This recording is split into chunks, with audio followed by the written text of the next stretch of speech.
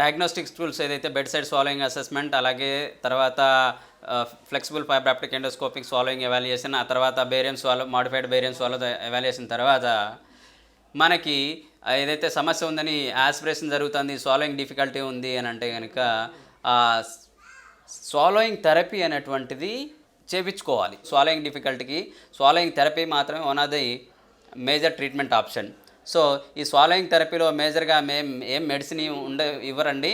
So గొంతుకు సంబంధించినటువంటి laryngeal system and pharyngeal system and aerodigestive system and neurological సిస్టమ్కి సంబంధించినటువంటి కొన్ని specific and certified medical system certified exercises ఉంటాయండి కొన్ని. వాటిని చేయడం వల్ల మీకు మీ స్వాలోయింగ్ డిఫికల్టీ అనేటువంటిది తగ్గేదానికి అవకాశం ఉంటుంది. కొన్ని సందర్భాల్లో స్పీచ్ అండ్ స్వాలోయింగ్ థెరపీ చేయాల్సి ఉంటుంది, కొన్ని సందర్భాల్లో వాయిస్ అండ్ స్వాలోయింగ్ థెరపీ చేయాల్సి ఉంటుంది, కొంతమందికి ఓన్లీ స్వాలోయింగ్ థెరపీ మాత్రమే చేయాల్సి ఉంటుంది.